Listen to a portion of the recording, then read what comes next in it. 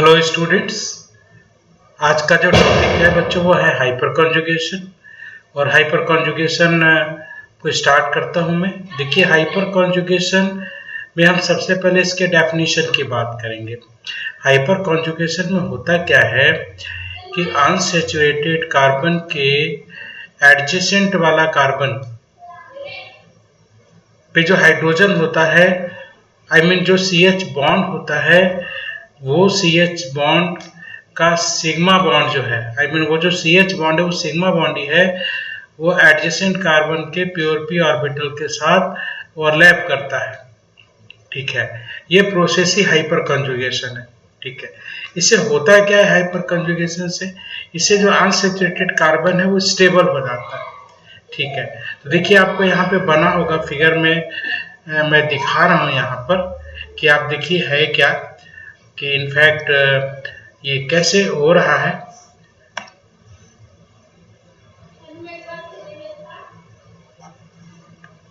यहाँ पे देखिए, ये आपको मैंने एक कार्बन बनाया जिसपे प्लस चार्ज है। ठीक है, और कार्बन पे दो बॉन्ड्स है जिसपे प्लस चार्ज है, उस पर एक प्योर p ऑर्बिटल भी ऑब्वियसली होगा ही, क्योंकि कार्बोकेटाइन में तो होता ही है। कार्बोकेटाइन में क्या होता है, sp2 हाइब्रिडाइज्ड होता है ये, और इसमें कार्बोकेटाइन पे 3 सिग्मा बॉन्ड होते हैं, और ये इसमें प्योर p ऑर्बिटल होता है। ठीक है, अच्छा, उसके बगल में जो आपका ये जो कार्बन है, ये कार्बन जो बना है इसको हम बोलते हैं अल्फा कार्बन, इसको हम बोलते हैं अल्फा कार्बन। तो अल्फा कार्बन का जो हाइड्रोजन CH हाइड्रोजन है वो अल्फा हाइड्रोजन कहलाता है, और यही अल्फा CH बॉन्ड टूटता है और ये इस अनसैचुरेटेड कार्बन को स्टेबल बनाता है। अच्छा, एक्चुअली मैं जैसा कि मैं बोल रहा था शुरू में, एक बार फिर से हम बात करते हैं डेफिनेशन की। तो डेफिनेशन में देखो क्या है कि ये जो CH का सिग्मा बॉन्ड है, ये एडजेसेंट कार्बन जिस पे प्लस चार्ज है उसके p ऑर्बिटल से क्या करता है, कॉन्जुगेशन में होता है या ओवरलैपिंग करता है। ठीक है, इसी को हम हाइपर कॉन्जुगेशन बोलते हैं। ठीक है, इसको देखिए और अच्छे से समझाने के लिए हमने किया क्या है कि जिसको हमने सिग्मा बॉन्ड दिखाया हुआ है, ये जो सिग्मा बॉन्ड है ये आपका sp3 हाइब्रिडाइज्ड है। It's a sp3 hybridised orbital है जो सिग्मा बॉन्ड को बना रहा है, और ये जब बगल वाले प्योर p ऑर्बिटल से ओवरलैप करेगा तो एक्चुअली में ये प्योर फॉर्म में आ जाता है। प्योर फॉर्म में आके ही ओवरलैप करता है। देखिए डॉटेड लाइन, डॉटेड से हमने बनाया है इसको, ये प्योर फॉर्म में आके देखिए ओवरलैप कर रहा है। ठीक है, इसी प्रोसेस को हम हाइपर कंजुगेशन बोलते हैं। ठीक है, ये प्रोसेस हाइपर कंजुगेशन है। इससे होता क्या है, इस तरह के हाइपर कंजुगेशन से एग्जैक्टली जो है वो जो कार्बन पे प्लस चार्ज है वो कार्बोकेटाइन स्टेबल हो जाता है। ये आगे हम लोग डिस्कस करेंगे कि कैसे स्टेबल होगा। ठीक है, तो अभी तो डेफिनेशन समझ में आई होगी। अब देखिए, क्योंकि सिग्मा जो ऑर्बिटल है ये पाई ऑर्बिटल से या p ऑर्बिटल, पाई भी ऑर्बिटल बोलते हैं, p ऑर्बिटल बोलते हैं, सो ओवरलैपिंग कह रहा है, तो इसको हम इस एक और नाम इसका है, फिर उसके नाम से हम जानते हैं, और वो है आपका sigma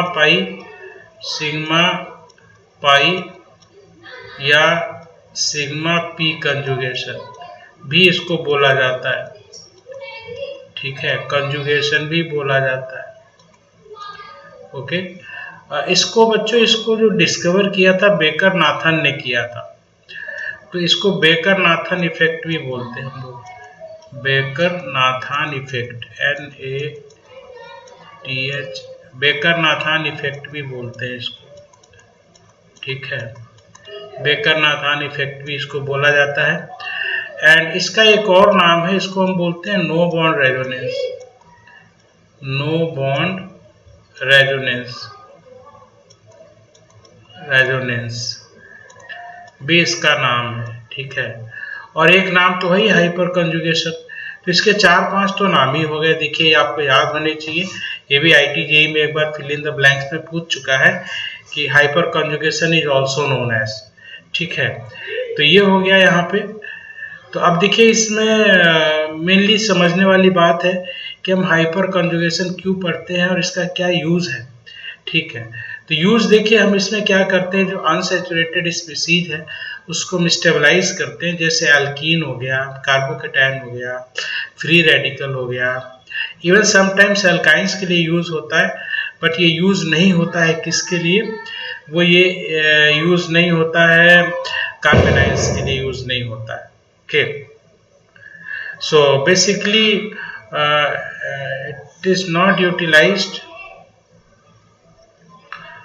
to use to explain, या मैं लिख दे रहा हूं, used to explain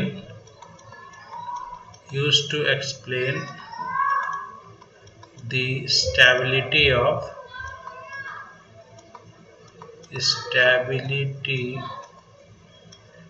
of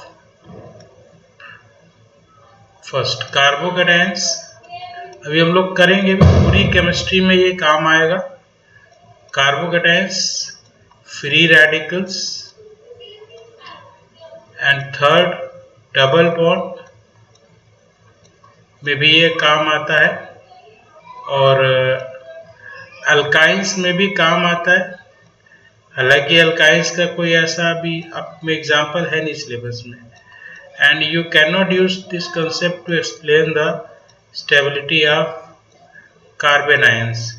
इसमें आप यूज नहीं कर सकते, क्रॉस कर दिया मैंने, ठीक है। अच्छा, तो ये तो हो गई कुछ जनरल इंफॉर्मेशन। और एक इंफॉर्मेशन, ये हाइपोथेटिकल कंसेप्ट होता है, ठीक है।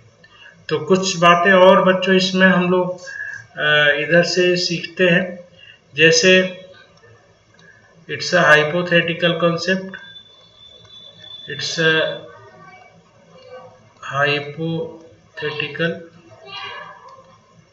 हाइपोथेटिकल मतलब इसको क्वांटिटेटिव स्पेसिफाइड नहीं है, ये हाइपोथेटिकल कॉन्सेप्ट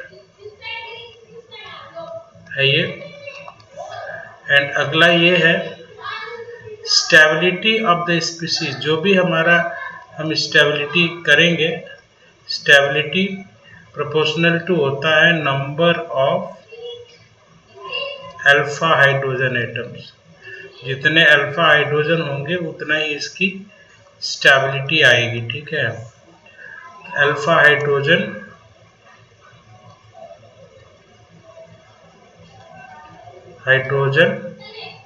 के में होता है स्टेबिलिटी, जितने अल्फा हाइड्रोजन उतनी स्टेबिलिटी होगी। इसके बाद देखिए बच्चों इसमें और क्या खास बात है, hyper conjugative number of hyper conjugative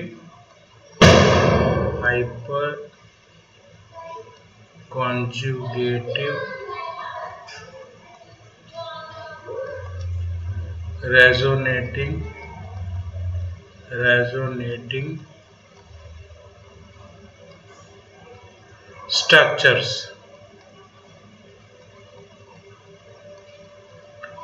structures will be equal to number of alpha hydrogen के बराबर होगा। एंड टोटल रेजोनेटिंग स्ट्रक्चर्स कितने होते हैं इसमें, total resonating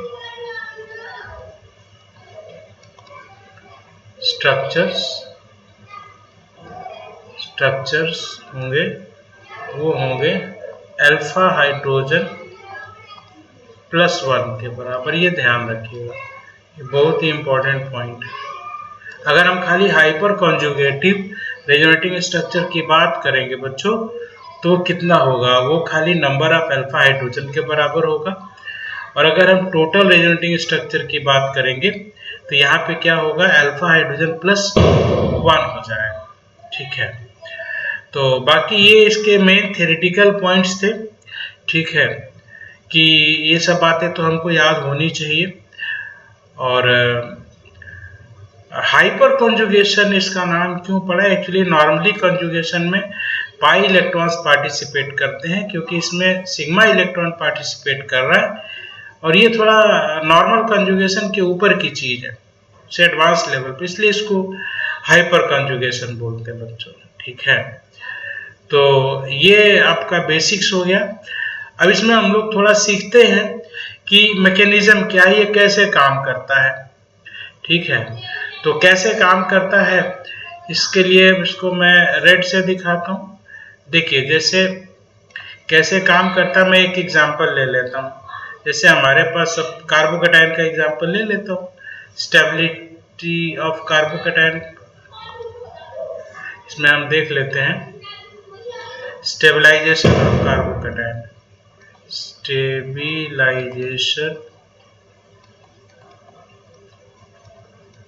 stabilisation of carbocation.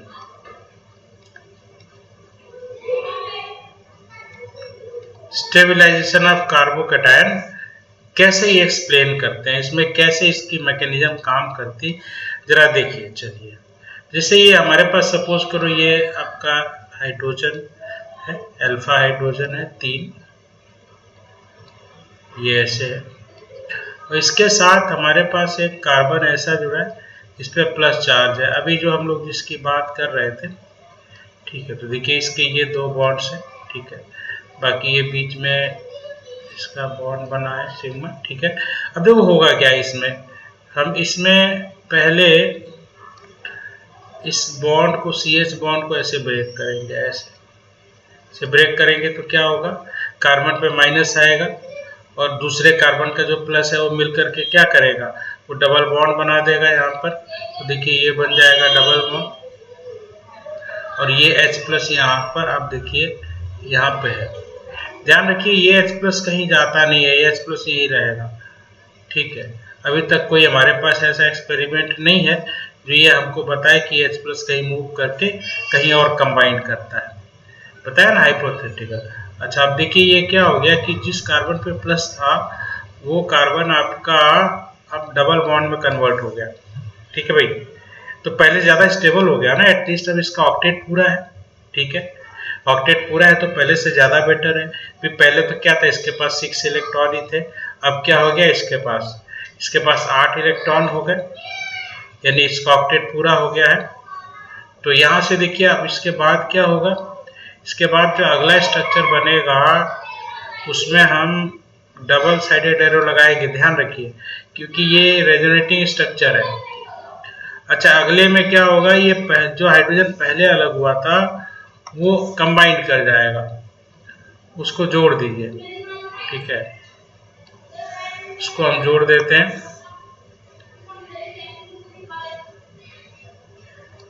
ऐसे देखिए।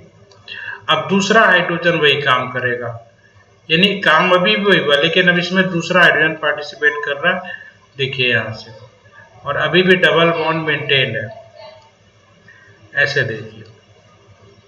इसके बाद अब क्या होगा, अब यहाँ पे तीसरा हाइड्रोजन हमारा जो है वही काम करेगा, यानी ये भी हाइड्रोजन जुड़ गया, ये भी जुड़ जाएगा। अब ये तीसरा वाला हाइड्रोजन यहाँ पर देखिए, यहाँ से ये हो गया है, और डबल बॉन्ड अभी भी बना हुआ है, अभी भी कार्बन के पास ऐसे ये सिचुएशन है, ये देखिए। तब आप देख रहे हैं क्योंकि 3 अल्फा हाइड्रोजन था यहाँ पर, तो 3 ही जो है रेजोनेटिंग स्ट्रक्चर बने हैं। एक्चुअली जो पहला वाला स्ट्रक्चर है वो भी रेजोनेटिंग स्ट्रक्चर है, बट वो हाइपर नहीं है क्योंकि उसमें CH बॉन्ड नहीं टूटा है। देखिए हाइपर वही होगा जिसमें CH बॉन्ड टूटेगा, ठीक है, तो हाइपर वही होगा जिसमें CH बॉन्ड टूटेगा, और CH बॉन्ड नहीं टूटा वो भी रेजोनेटिंग स्ट्रक्चर है, बट वो हाइपर नहीं है। इसीलिए जब कभी हम बताते हैं कि कितने हाइपर कॉन्जुगेटिव रेजोनेटिंग स्ट्रक्चर हैं, तो इसको समझाने के लिए हम खाली अल्फा हाइड्रोजन ही गिनते हैं, जब टोटल की बात करते हैं तो उसमें एक प्लस कर देते हैं, क्योंकि जो स्ट्रक्चर पहले बना वो भी तो उसी में जुड़ जाएगा जा करके, ठीक है। तो यहाँ पे आप देखिए कि ये 3 हाइपर कॉन्जुगेटिव रेजोनेटिंग स्ट्रक्चर है और टोटल रेजोनेटिंग स्ट्रक्चर 4 है। और आप ये भी देख रहे हो कि कैसे CH बॉन्ड टूट करके पॉजिटिवली चार्ज्ड कार्बन को स्टेबल बना रहा है। स्टेबल कैसे बना रहा है भाई, पहले उसका ऑक्टेट पूरा नहीं, तब उसका ऑक्टेट क्या है, पूरा है, ठीक है। तो इस तरह से हम इस कार्बोकेटाइन की स्टेबिलिटी समझा सकते हैं, ठीक है। और मतलब इसमें यहाँ पे फिर वही बात सही हुई ना कि देखिए स्टेबिलिटी का क्या कंसेप्ट है यहाँ पे, more alpha hydrogen more stable carbocation. तो आप यहाँ लिख सकते हो more alpha hydrogen more stable carbocation, सीधी बात है, मोर स्टेबल कार्बोकेटायन। यानी सीधी बात है, अगर हम हाइपर कंजुगेशन की बात करेंगे तो हम अल्फा हाइड्रोजन गिन करके ही डिसाइड करेंगे कि कौन ज़्यादा स्टेबल है। ठीक है, कौन ज़्यादा स्टेबल है। ठीक है, तो यहाँ पे बच्चों ये बात समझ में आ रही होगी आपको कि कैसे ये यूज़ होता है स्टेबिलिटी को डिफाइन करने के लिए। तो यहाँ पे हम जो है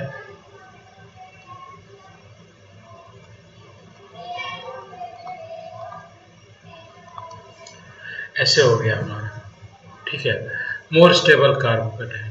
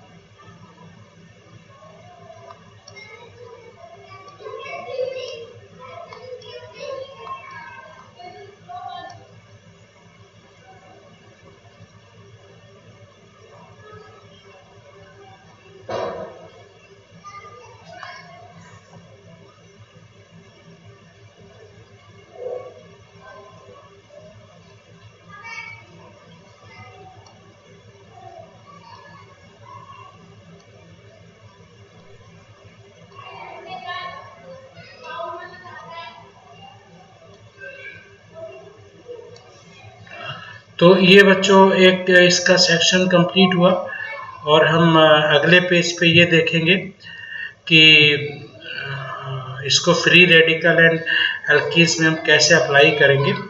ठीक है, तो मैं इसका पेज चेंज कर दे रहा हूँ और नेक्स्ट पेज पे चलते हैं हम लोग।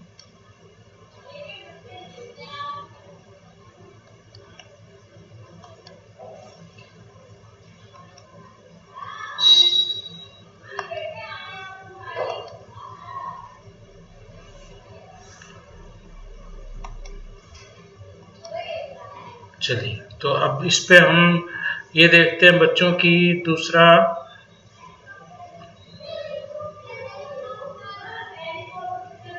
सेकेंड, यहाँ पे हम देखते हैं फ्री रेडिकल्स का stabilisation of free radical, stabilisation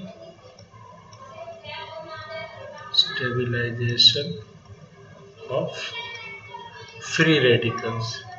free radicals में ये कैसे काम करेगा।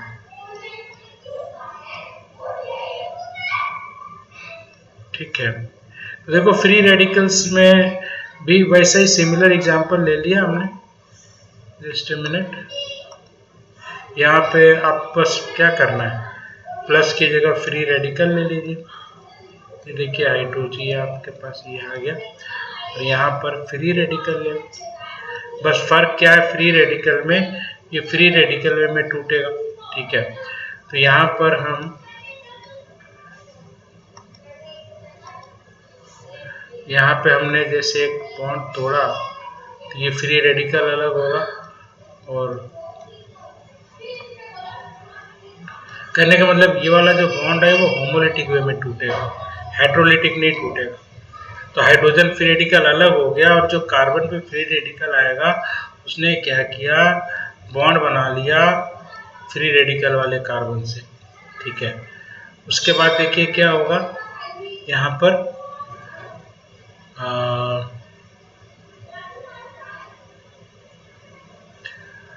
दूसरा वाला पहला हाइड्रोजन कनेक्ट हो जाएगा तो दूसरा वाला हाइड्रोजन जो है वो जुड़ जाएगा। तो देखिए इसको आप कनेक्ट कर दो और इसको जोड़ दी, इसको आप अलग कर दीजिए, इसको ऐसे। फिर सभी बारी बारी काम करेंगे ना, तभी तो आपका बनेगा।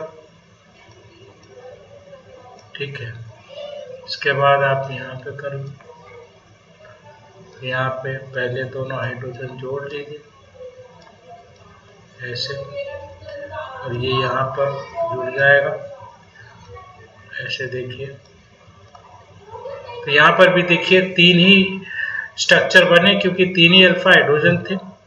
ठीक है, तो यहाँ भी वही बात बनेगी, स्टेबिलिटी क्या हो जाएगा, यहाँ पे मैं ऊपर मेंशन कर दे रहा हूँ, stability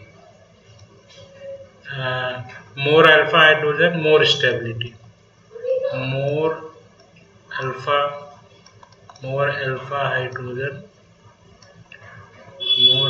hydrogen, more stable free radical, more stable free radical. ठीक है, तो ये कंसेप्ट तो भाई दोनों में सेम है। ठीक है, देखिए ऑर्गेनिक में इसके बहुत तगड़े यूज है, बहुत ज़्यादा आगे, पूरी केमिस्ट्री इसी से बनती है। तो अब आप देखिए यहाँ स्टेबलाइजेशन ऑफ फ्री रेडिकल हो गया। ठीक है, यानी कि ज़्यादा अल्फा हाइड्रोजन होगा तो ज़्यादा इसमें स्टेबिलिटी आएगी। ठीक है, चलो अब इसके बाद हम लोग क्या करते हैं नेक्स्ट में, इनफैक्ट ये तो यहाँ पे हम अब एल्कीन का स्टेबिलिटी देखते हैं, स्टेबलाइजेशन ऑफ एल्कीन या stability of alkene, stability of alkene, alkene को कैसे स्टेबलाइज करता है ये। ठीक है बच्चों, तो यहाँ पे देखिए कैसे करेंगे। यहाँ पर स्टेबलाइजेशन ऑफ एल्कीन में हम एक एग्जांपल ले लेते हैं। यहाँ पे CH3 है, C है, CH3 है और डबल बॉन्ड CH2 है। अच्छा, सपोज करिए कि यहाँ पर से कोई रिएक्शन करने के लिए XY रिएजेंट आया जो डबल बॉन्ड से रिएक्शन करना चाहता है, तो हम स्टेबिलिटी कैसे बढ़ा सकते हैं एल्कीन की। रिएक्शन नहीं होने देते हैं, अगर हम रिएक्शन नहीं होने देंगे तभी ये हो पाएगा। ठीक है, तो ऐसे में देखो, अच्छा सबसे पहले तो ये जानो कि एक्चुअली में ये रिएक्शन जो है करेगा कैसे, मतलब क्या करता है ये। पहले क्या करेगा, इस बॉन्ड को ब्रेक करेगा। ठीक है, और यहाँ XY ब्रेक होगा ऐसे। तो अब देखिए क्या होगा कि पहले X कंबाइंड कर गया। ठीक है, X अगर कंबाइंड कर गया, भाई यहाँ पे मैं बना ही दे रहा हूँ, जस्ट मिनट को। देखिए ये क्या हो जाएगा, अटैक करने के बाद क्या होगा, CH3 C प्लस और ये हो जाएगा C। देखिए यहाँ 3 हाइड्रोजन है इसके पास। अब आप समझिए। ठीक है, तो यहाँ से क्या हुआ, CH2 के साथ तो X जुड़ गया, X कनेक्ट हो गया यहाँ पर। अब Y को कनेक्ट होना, Y माइनस को कनेक्ट होना है कार्बन प्लस पे, लेकिन Y माइनस को मौका नहीं मिलेगा। देखिए क्या होगा, Y माइनस में यहाँ पर Y माइनस चाहता तो है प्लस से जुड़ जाना, ये चाहता है कि ये जाए यहाँ पर और यहाँ पर कनेक्ट हो जाए, लेकिन इसको मौका मिलेगा नहीं। क्यों मौका नहीं मिलेगा, क्योंकि ये जो आपका बीच में जो CH बॉन्ड है ना, ये तुरंत टूट करके इसको डबल बॉन्ड इधर शिफ्ट कर देगा। ठीक है, मतलब वो प्लस को छोड़ेगा ही नहीं, उसको डबल बॉन्ड में कन्वर्ट कर देगा। और ऐसा करने में क्या हो जाएगा, आपको पता है ऐसा करने में, फिर आप देखो एक मिनट मैं बनाता हूँ, CH3 C है, ये बन गया डबल बॉन्ड CH2, ठीक है। तो आप यहाँ कह सकते हो कि ये CH2X तो कंबाइंड हो गया, लेकिन Y तो कंबाइंड हो नहीं पाया, तो रिएक्शन तो कंप्लीट हुई नहीं ना, ठीक है। तो इस तरह से क्या हो गया, रिएक्शन कंप्लीट नहीं हुई, तो ये एल्कीन आपका स्टेबल हो गया ना, रिएक्टिविटी इसकी नहीं हुई ना फिर ढंग से, ठीक है।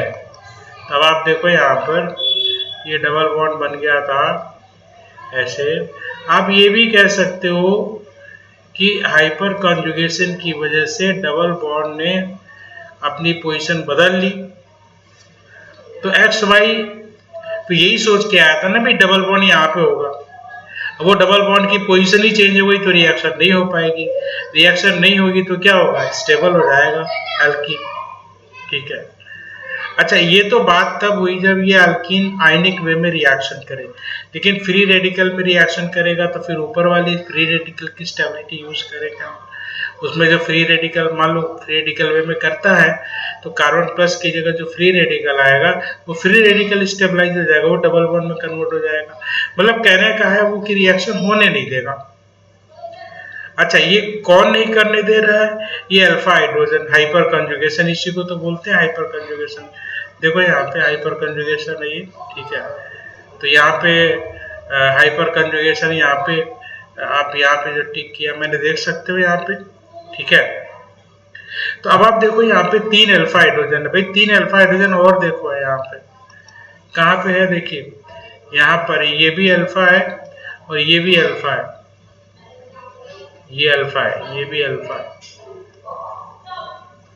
तो 3 और 3 6 अल्फा हाइड्रोजन है जो इस एल्कीन को स्टेबलाइज करेंगे, इस तरह से ये मैकेनिज्म है, ठीक है। तो यहाँ पर भी एक बात आपको समझ में आई होगी थोड़ी सी, कि यहाँ भी जो स्टेबिलिटी है वो इसके ही प्रोपोर्शनल है नंबर ऑफ अल्फा हाइड्रोजन का, यानी more alpha hydrogen, more alpha hydrogen,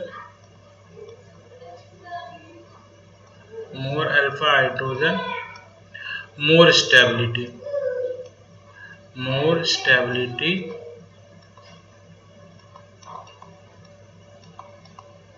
of alkenes, यानी कि ज्यादा अल्फा हाइड्रोजन होंगे तो एल्कीन की स्टेबिलिटी ज्यादा होगी, ठीक है। तो ये बच्चों जैसे एक मैंने आपको बताया कि इनफैक्ट क्या यूज है हाइपर कंजुगेशन का, तो कार्बोकेटाइन की स्टेबिलिटी बताई, फ्री रेडिकल की बताई, एल्कीन की बताई, कई ऐसी जगह आएगा जहां पर आएगा, मैं खुद ही आपको क्वेश्चन करके दिखाऊंगा, ठीक है। अभी तो जैसे ये टॉपिक मैं अभी एक क्लास और लूंगा, मैं वो दूसरे लेक्चर में करूंगा क्योंकि लेक्चर काफ़ी बड़ा हो जाएगा, ठीक है। तो यहाँ पर देखिए ऐसे, ठीक है। तो आप देख सकते हैं इसमें कि कैसे होगा। तो ओवरऑल इसमें हम हाइपर कंजुगेशन में ये बोल सकते हैं कि स्टेबिलिटी जो है, ये बार बार इसलिए मैं बता रहा हूँ कि ये पॉइंट बहुत इम्पोर्टेंट है, stability you can say proportional to number of alpha hydrogen, number of alpha hydrogen। अच्छा, एक बात ध्यान रखिएगा, अल्फा हाइड्रोजन जो होना चाहिए वो sp3 हाइब्रिडाइज्ड कार्बन से ही होना चाहिए, sp2 वाला यूजुअली काम नहीं करता, ऐसा कोई एग्जांपल अभी जेई में तो नहीं है, ठीक है। तो alpha hydrogen sp3 alpha hydrogen from the sp3 hybridized carbon must be considered, ठीक है। तो अल्फा में लिख दे रहा हूं, alpha hydrogen, hydrogen hydrogen must be from, must be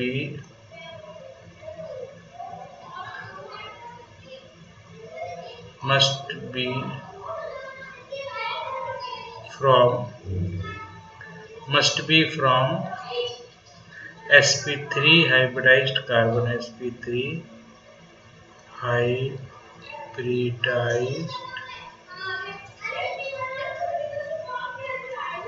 carbon. ये ध्यान रखिएगा, नहीं तो गड़बड़ हो जाएगा, फिर क्वेश्चन आपके गलत हो जाएंगे ना। तो बच्चों बाकी इसका एक मैं सेक्शन और रिकॉर्ड करूंगा हाइपर कंजुगेशन पे, उसमें हम क्वेश्चन वगैरह की बात करेंगे और इम्पोर्टेंट बात करेंगे। अभी इस लेक्चर में इतना ही रहने देते हैं और अभी मैं इसको स्टॉप करता हूँ लेक्चर को।